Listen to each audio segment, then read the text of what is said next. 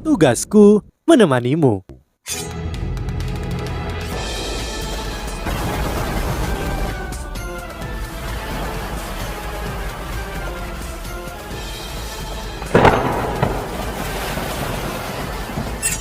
Hai sahabat Pasuk, kembali lagi bersama alur cerita versi novel Solen 2 Sekte Tang yang tak tertandingi.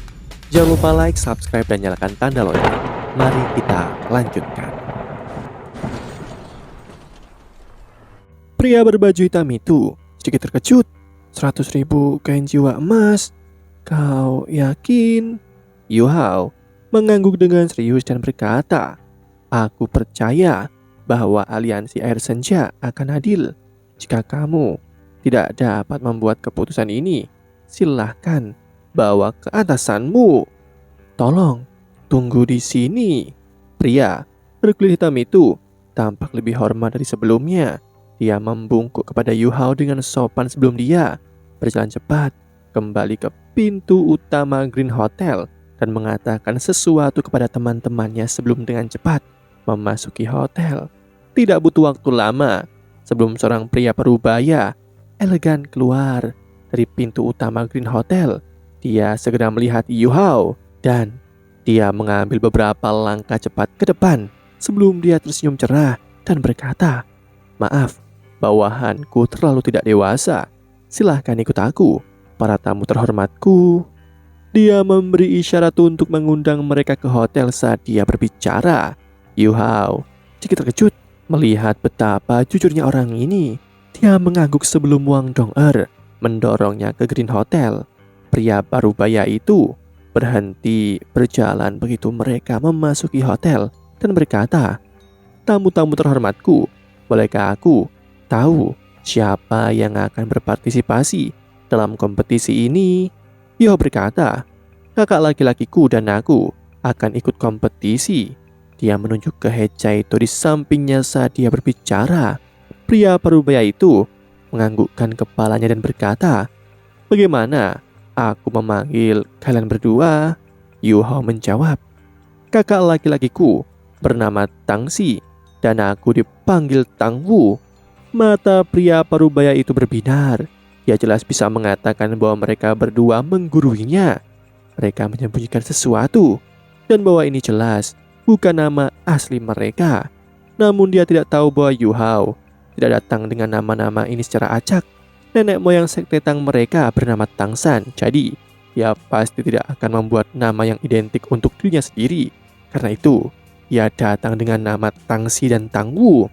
Pria itu tidak melanjutkan masalah ini lebih jauh. Kompetisi telah berlangsung selama beberapa waktu dan akan segera berakhir. Waktu adalah esensi. Mengapa kalian berdua tidak memverifikasi bahwa kalian adalah instru jiwa dan aku akan segera mengatur tempat Anda ke dalam kompetisi. Juga tentang taruhan yang baru saja Anda sebutkan. Yu Hao mengangkat tangannya dan Wang Dong-er mengeluarkan kartu emas gelap dari belakangnya. Ini adalah kartu VIP emas hitam Bank Emas Auspicos yang dapat digunakan di seluruh benua. Shauna, ikuti tuan ini untuk memasang taruhan kita. Yu Hao berbicara dengan jelas ketika dia mengangkat tangan kanannya dan pria parubaya itu melihat kilatan di depan matanya sebelum belati pendek muncul di tangan kanan Yu Hao. Sinar cahaya putih melonjak ketika aura belati tajam melayang ke udara dan melonglong nyaring ke langit. Metode Hechaito bahkan lebih sederhana, yang mengangkat tangannya dan melepaskan meriam jiwa yang sangat besar yang dia tunjukkan pada pria parubaya itu. Keringat dingin keluar dari dahi pria itu dan dia buru-buru berkata, tenang teman-teman, Anda berdua telah diverifikasi, sepenuhnya diverifikasi. Yu Hao tersenyum tipis dan berkata, karena kamu mengatakan bahwa kami tepat waktu, maka bawa kami ke sana secepat mungkin. Dia secara bertahap menarik belati harimau putih saat berbicara. Yu Hao selalu membawa satu-satunya barang yang ditinggalkan oleh ibunya. Dia bukan lagi pemuda yang belum dewasa dan dia telah melakukan beberapa penelitian dan investigasi terhadap pelatih harimau putih. Dia menyadari bahwa itu adalah alat jiwa pertempuran jarak dekat kelas 5 dan itu memiliki keterampilan jiwa yang disebut melahap. Selama serangan lawannya tidak melebihi batas penyerapannya, pelatih itu bisa memakan serangan dan mengubahnya menjadi kekuatannya sendiri. Manajer itu menyeka keringat dingin dari alisnya saat dia mengantar Yu Hao dan yang lainnya ke daerah bagian dalam hotel. Dia menggunakan pemancar jiwa untuk menyampaikan beberapa pesan sebelum dia mengarahkan mereka. Lift turun dan berhenti setelah sekitar 10 detik. Ketika pintu lift terbuka lagi, hiruk-pikuk kebisingan bisa terdengar bersama dengan aroma kuat kertas dan logam yang menghembus ke wajah mereka. Adegan ini sangat berbeda dari kesederhanaan lobi utama. Kemegahan dunia bawah tanah hotel yang mengkilap memukau semua orang. Segalanya emas, bahkan berlian. Rasanya seolah-olah dunia bawah tanah ini seluruhnya terbuat dari emas. Manajer itu membawa mereka keluar dari lift. Ada 2 penjaga berdiri di depan pintu yang segera membuka pintu besar ketika mereka melihat manajer. Rasanya seperti mereka telah memasuki dunia lain. Besarnya tempat ini menyebabkan Yu Hao bereaksi dengan takjub. Ada 8 set eskalator jiwa dan ruang-ruang melayang dan membentuk lingkaran di sekitar tempat ini. Ada banyak meja logam di atas panggung saat ini dan cahaya berkedip dari waktu ke waktu. Dan beberapa meja logam sudah kosong. Yu Hao tahu dari Nana bahwa hanya yang telah bertaruh lebih dari 10.000 koin jiwa emas yang dapat menyaksikan kontes secara langsung. Ini hanyalah salah satu dari banyak wilayah kompetisi dan sudah ada beberapa ratus instruktur jiwa di bawah usia 30 tahun yang berpartisipasi dalam kompetisi. Kompetisi hebat, pasar gelap memang memikat. Maaf, berapa banyak orang dari aliansi Air Senja yang berpartisipasi dalam kompetisi? Yu Hao bertanya kepada manajer yang memimpin jalan. Pria parubaya itu menjawab dengan hormat. Kami memiliki total 264 instruktur jiwa yang berpartisipasi dalam kompetisi. Kami akan memiliki 266 jika kami menyertakan Anda berdua. Beberapa instruktur jiwa ini telah menyelesaikan proyek mereka. Kontes hari ini hanya babak kualifikasi, jadi kami hanya meminta peserta untuk membuat alat jiwa kelas 3 untuk lulus penilaian. Tentu saja Anda harus menyelesaikan proyek dalam jangka waktu tertentu. Lihat di sana, meja setiap instruktur jiwa memiliki jam pasir, namun hanya setengah jam pasir yang tersisa untuk beberapa instruktur jiwa terakhir yang bergabung dalam kontes. Dan itu berarti Anda hanya memiliki sekitar 1 jam lagi. Aku ingin tahu apakah Anda berdua akan punya cukup waktu. Yu Hao tersenyum dan sudut mulutnya mengalir dengan keyakinan dan kebanggaan yang halus. Cukup. Baiklah kalau begitu. Yu Hao bertanya untuk apa tempat ini biasanya digunakan. Apakah itu pelelangan? Pandangan waspada melintas di mata sang manajer. Apakah kalian belum pernah ke aula emas kami? Yu Hao melengkungkan sudut bibirnya dengan apatis dan berkata, tentu saja tidak. Keluargaku sangat kaya sehingga... Dia berhenti setelah ini dan pandangan waspada yang sama muncul di matanya, namun tatapan waspada di matanya membuat pria parubaya itu terlihat jauh lebih santai dari sebelumnya. Manajer itu tersenyum tipis dan sedikit keanggunan bisa terlihat dalam ekspresinya. Ia berkata dengan percaya diri, sayang sekali kalau begitu. Tempat ini adalah lelang, dan itu adalah rumah lelang terbesar di kota Cahaya. Biarkan aku memberitahu Anda sebuah rahasia. Bahkan orang-orang dari keluarga kerajaan telah mengirim orang untuk berpartisipasi dalam pelelangan tingkat atas kami. Jika Anda punya waktu di masa depan, Anda dipersilahkan untuk berpartisipasi. Anda akan diperlakukan seperti tamu terhormat. Mereka tiba di dekat pusat arena ketika mereka berbicara, tetapi seseorang menghalangi jalan mereka. 2 orang yang berpakaian sama seperti manajer mencegat mereka. Setelah beberapa percakapan singkat, salah satu dari dua pria yang menghalangi jalan mereka berkata, para peserta dapat masuk, tetapi yang lain harus menunggu di luar. Segera pasang taruhan Anda. Wang Dong-er mengangkat alisnya, tetapi Yu Hao melambaikan tangannya dan berkata, Xiaodong, Xiaona, kalian berdua bisa pergi keluar. Xiaona akan memasang taruhan. Aku ingin tahu seperti apa peluangnya hari ini. Manajer itu menjawab dengan jelas, jika Anda bertaruh pada jumlah pasti Anda orang yang memenuhi syarat dan Anda melakukannya dengan benar, Anda akan memenangkan 10 kali taruhan Anda. Anda juga dapat menempatkan beberapa taruhan dan peluangnya berbeda untuk setiap pilihan. Yu Hao terkejut, tetapi kami mengatakan sebelumnya bahwa kami bertaruh agar kami berdua bisa lolos. Manajer berkata dengan tenang, taruhan itu tidak mungkin dan itu hanyalah babak kualifikasi, namun jumlah yang Anda kutip harus dipertaruhkan, kalau tidak kalian tidak akan diizinkan untuk memasuki kompetisi. Yu Hao terkejut. Kalian tidak pernah menyebutkan ini sebelumnya. Orang yang telah menghalangi jalan mereka berkata dengan dingin, bukan masalahku kalau kalian terlambat. Waktu tidak menunggu siapapun. Kita semakin dekat ke akhir kompetisi. Yu Hao tersenyum, senyum yang sangat hangat. Xiaodong, Xiaona, kalian bisa melanjutkan dan mengikuti instruksinya. Kita akan membuat taruhan, namun aku harap kamu memiliki keberanian untuk tetap di sini sampai akhir. Tuan, aku orang yang sangat pelit dan kamu harus membayar dengan nyawamu jika aku kehilangan uangku.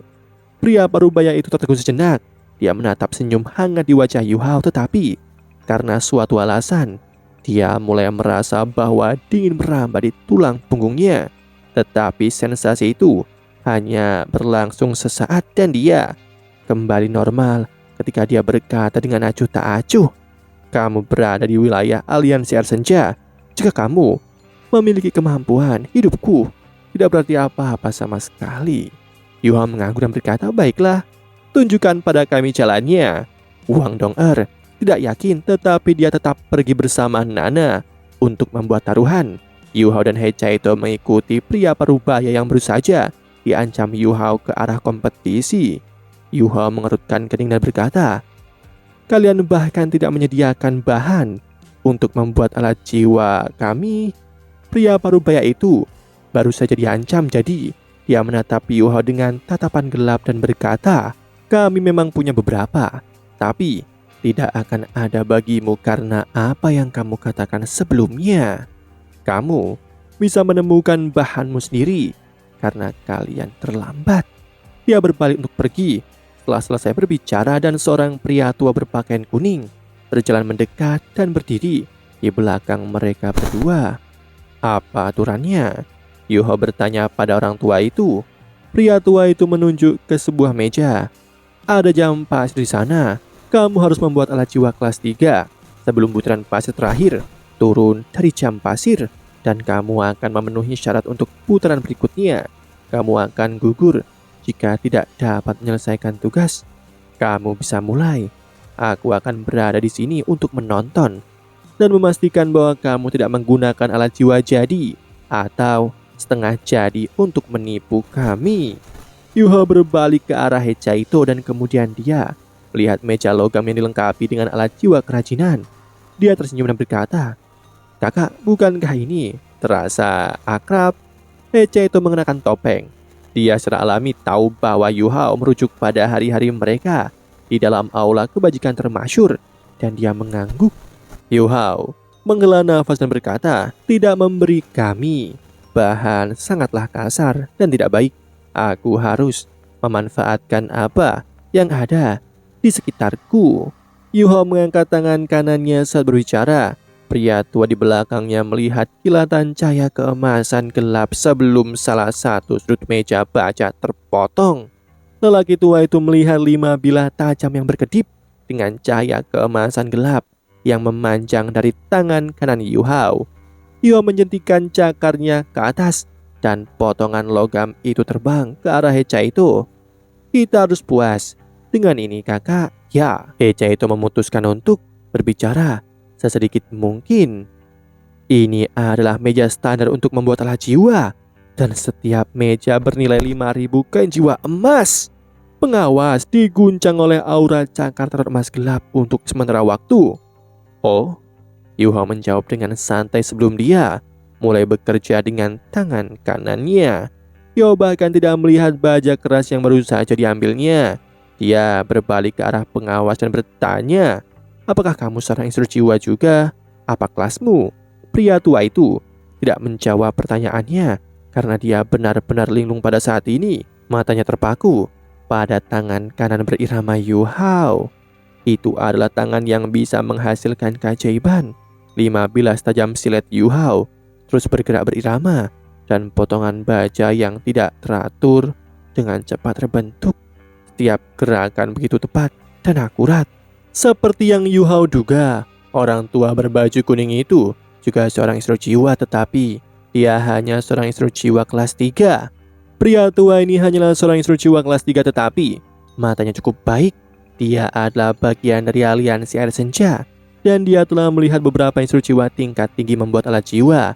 Apa yang dilakukan oleh Yuhao saat ini sebanding dengan instruktur jiwa tingkat tinggi itu yang pernah ia lihat. Halus, cepat, dan lincah secara bersamaan. Dan dia bekerja dengan kecepatan yang hampir tidak mungkin dipercaya.